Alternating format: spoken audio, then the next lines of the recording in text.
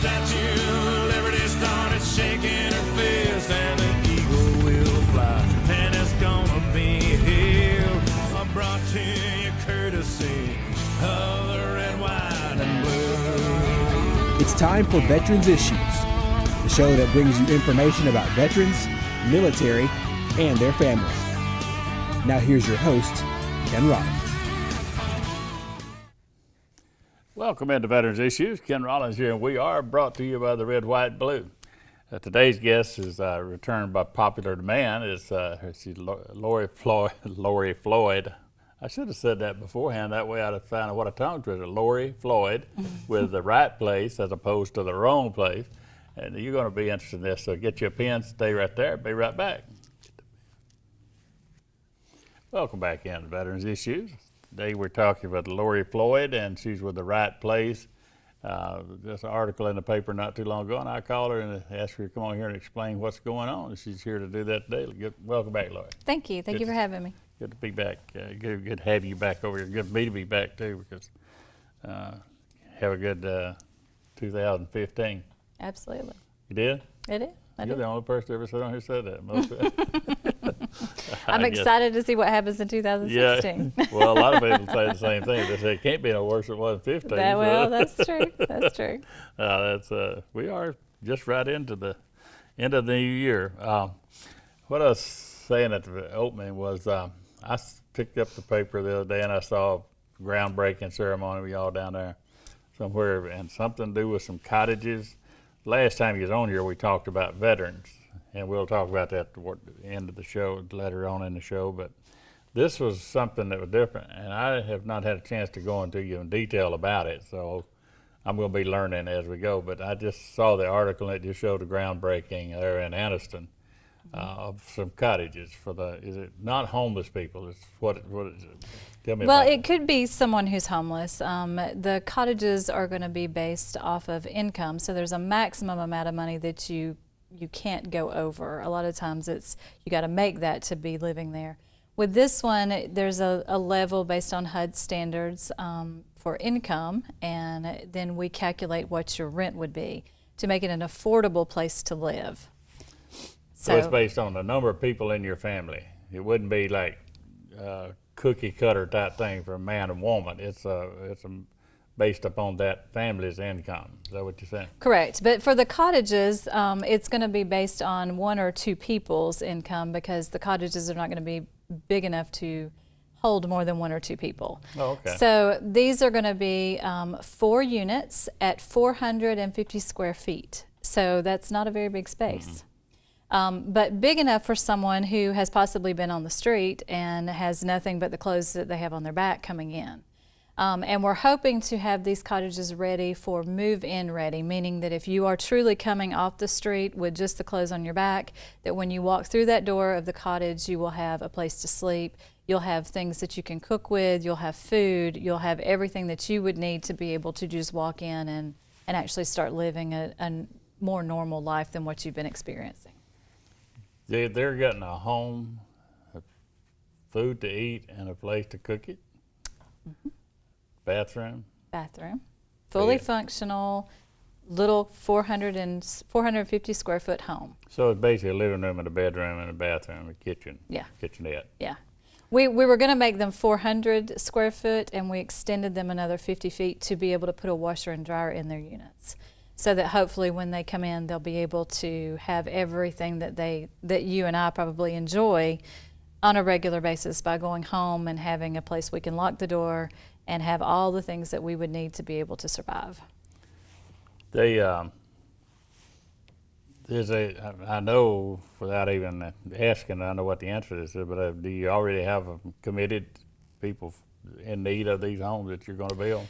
We have not. You saw we just broke ground, and we already have 11 applications of people that yeah.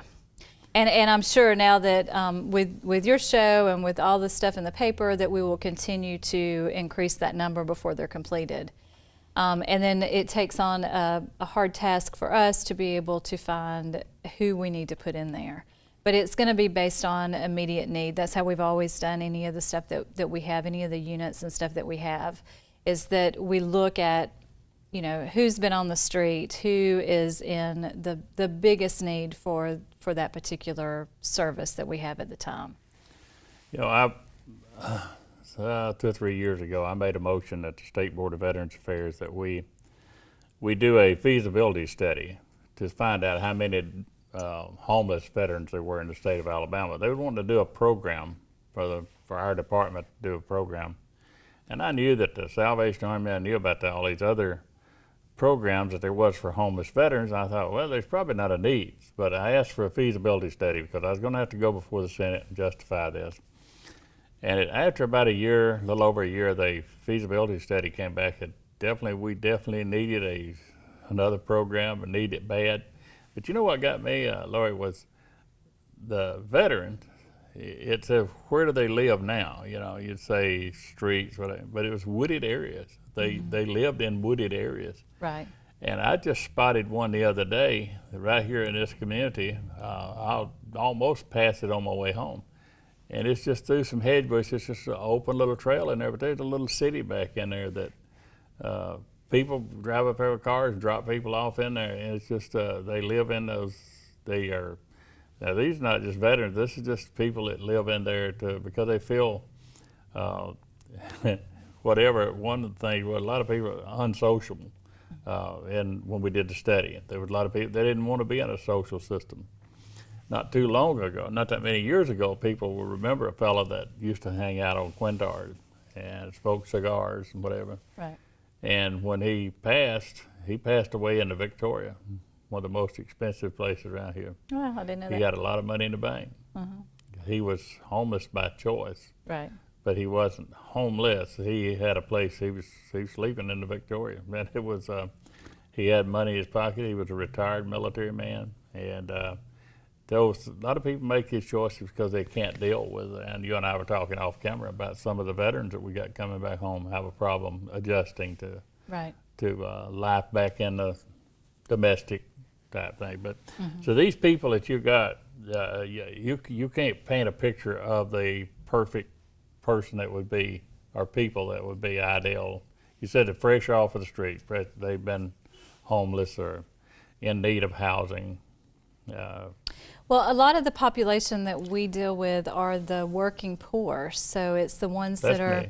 well, it's the me too, but it's the ones that are making, they're either living off of their disabilities checks of like $700, and then they're trying to find a place to rent, and the things around here are, $450 to $600 a month. And if you're making $700 a month and you're paying $600 of that to your rent, there's not a lot to live off of after that. I had a woman that inherited a house here some time back, and she contacted me and wanted to give it to a veteran. And I placed a deal on Facebook, and man, it caught fire. Sure. It really caught fire. Because I said, just tell me your story, and then I'll take it to that person. Right. And it made my heart bleed just to hear just where like a family of 3 living in one room of their parents' house. And that's not a very comfortable feeling for people to raise children in. No, absolutely not. Yeah, they were just one of the things. There was some more that was just, it was just tear your heart apart to read what these people that just served their country come back home to a situation where there was no room at the end, so to speak. So yeah, we got a lot to talk about here, and I hope we get down to the part here with the veterans thing. We're going to go to a break, and then when we come back, we'll talk more with Lori about the cottages and about the right place. Stay where you are and get that pen. Be right back. Welcome back to Veterans Issues. We're talking with Lori Floyd and with the right place, and we're talking about some cottages. Now, these cottages that we were talking about to be built are what area of Anniston they're going to be at? They're going to be on Circle Drive in Anniston, which is right off of 15th Street. Right. And up the hill. Up on the hill on Circle Drive. Yeah. That's great. I know that's a lot of history up there. That was, I was telling you earlier that I had a house up there one time that was ballerinas and all that stuff that went on there back in the early 1900s. It's got a lot of history, but that's It'd be good to see something new go back in that area anyhow, because it has withered away. A lot of the people that we know that have homes up there have passed on, and the houses have deteriorated, and no fault of anybody. It's just that life goes on. So it'd be good to see that now. We got your information on here. The phone number 256-238-6231. Of course, the main thing we want to do that your email address at lori.floyd, lori.floyd at the-right-place.org. That tired me out. It is a long one. Lori.floyd at the-right-place.org. That's the place that they can send the information they're interested in. Or if somebody's watching that knows somebody that would possibly qualify for this is what we want to put out there today, is to let them know that this is available, that they saw it in the paper, but now they can see it on the air. It is just for the people in this area, by the way.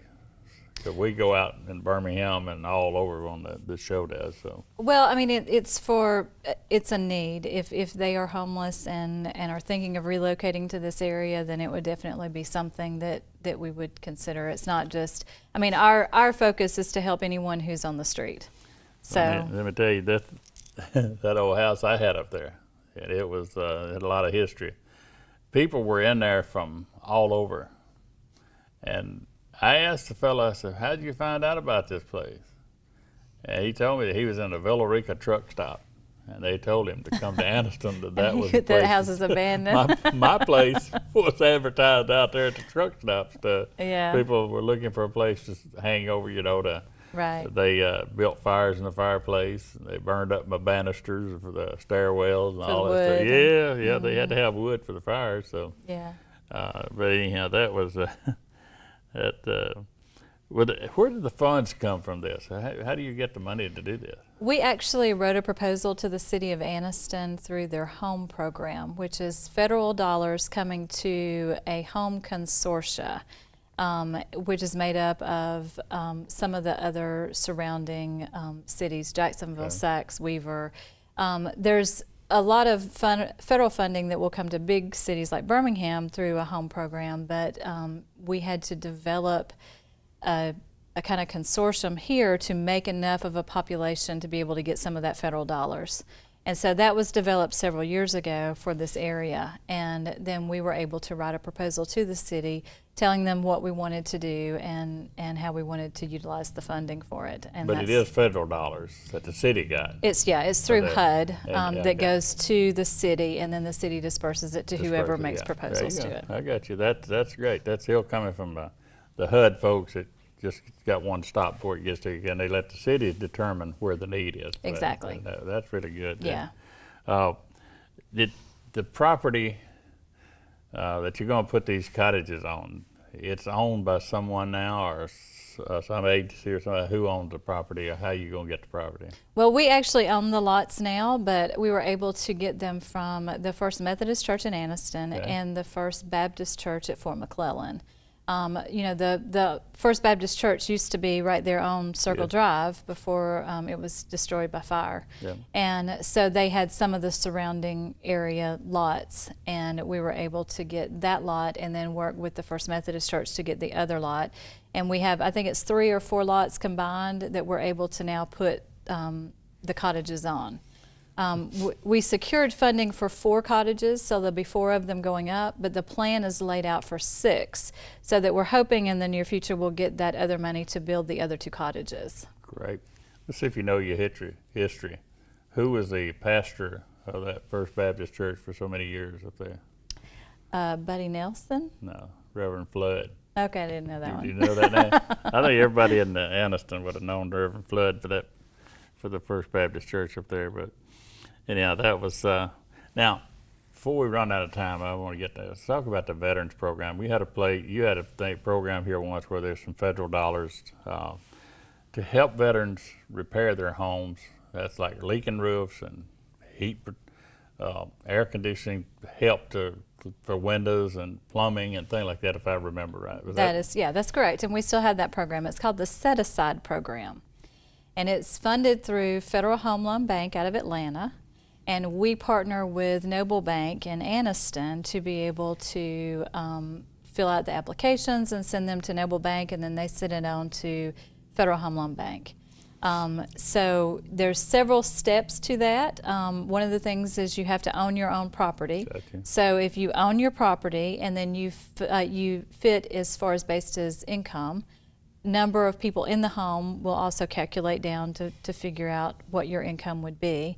And if you qualify that way, then, and you have an honorable discharge, and if you are a survivor of, so if you are the widow of a veteran, I was fortunate enough one year that I repaired a home of a lady who had lost her husband in World War II. And I was able to do repairs to her home that she was able to benefit all these years later. Right. So that was a really neat project that I got to do. But based on where they served, if they were active duty, they can get up to $12,500 worth of repairs to their home. If they were not in an active duty, they can get up to $10,600. This is a forgivable 5-year loan, so you have to commit to stay in the home for 5 years. But at the end of the 5 years, your loan is free and clear, and you don't have to pay anything out of pocket. Oh, that's awesome. That's awesome. Did you have anybody that took you up on it last year? Oh, yeah. I think we ended up with maybe 25 applications that we were able to go through. We can only keep 8 active at a time, so we have to wait till one rolls off to add the next one. And it's a first-come, first-served basis for the nation. So once all the money's gone, the money's gone. Yeah. So some years, last year it lasted until, well, 2014, it made it till December. 2015, the money was gone by July. They call the same number? Yes, yeah. Okay, so that's, if any of the veterans out there that are in need of this, what about the ramp, wheelchair ramp and things like that? Is that some of the Absolutely. stuff you do? Yes. 'Cause I have, Handicap accessible bathrooms, putting a ramp on the front of the house, widening the door frames to make it where it's wheelchair accessible. Any of those things are considered in the weatherization program to make it where they can have a better quality of life in their homes. I have a lot of people ask me about that. I've got the VA paid for mine. I got a handicap shower bath facility, and that's one of the things they always ask about. We're down here in a minute, but I will say this one thing you won't do is you won't buy track chairs with it. You know what I'm talking about, the track chair with the tank looking Oh, yeah, no. like I got? We can't get one of those. Well, I just want to wipe that off because I know people would call and say, how about one of those track chairs? I said, No, we can only do repairs to the home, unfortunately. I was at the movie the other night, Sunday night, watching the 13 Hours. And a lady come up, a husband come over, she was in a wheelchair. He said, how do I get one of those track chairs for his wife? So she can go out in the woods and go on the beaches and stuff like that. But Right. just want to wipe it off. Well, I appreciate it. Lori, you come on here and tell us about that. And you folks out there, just give me a call if you didn't get this information. We'll get it back to Lori. Thanks a lot for doing this. Thank you so much for If you having got me. anything else like that, you come back anytime. All right, I sure We got to will. go to a break. Come back. I got news that you can use. You're going to need this pen. Right there. Welcome back to Veterans Issues. Appreciate Lori Floyd for coming on doing the show today and talking about the right place. And you got some good information out there. And again, if you didn't get that information from her, you call me and I'll put you in touch with her. Now, I had a fella call me before I got to the show this morning. He's on the highway, and he wanted to know where the parking place is, the new parking place for the veterans over in Birmingham. And here's why you need that pen. You need to write this down, all you veterans. 2415 2415 7th Avenue South in Birmingham. That is the new veterans parking deck over there, and the new women's clinic, and a lot of other facilities that are being added into that facility there. You'll see them as you get off of as you pull up in there to park. So 2415 7th Avenue South. Just get off where you used to going to the old parking lot.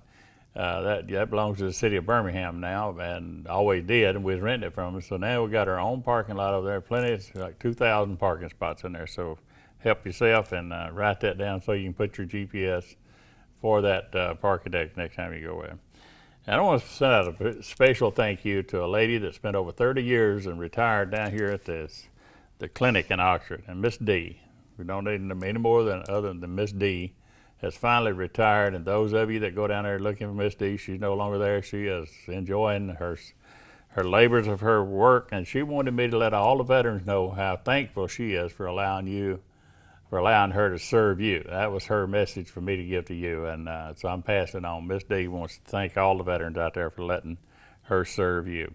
And I failed to tell you, the front of the show is brought to you by the Kia stores up in Gadsden and here in Anniston. They give 20% off to veterans and first responders for parts and labor. Now, here's something, if I can get the control room to put it up there, I want you to write this down. This is where the pen comes in handy. It's a bill that's coming up in the legislature here in a couple of weeks, and it's Senate Bill 51. It's sponsored by Cam Ward out of Alabaster, and you got his phone number there, 242-7873. I want you to burn that phone up. Cam Ward, 334-242-7873. I want you to start doing it now. As soon as you see this show, start calling day and night. Leave a message for Cam Ward to stop SB 51. You want to stop SB 51. Now, here's another number I'm going to give you that didn't have on there, and it's 334-242-7705, and that is Mac McCutcheon. He's the representative that's going to run the same bill through the House. That's the Senate and the House. Now, I also want you to call, if you see him at the store or you see him downtown anywhere, Dale Marsh is your state senator. He can stop all of this. This is a bill that will kill the Department of Veterans Affairs as we know it in the state of Alabama. There are 4 nursing homes.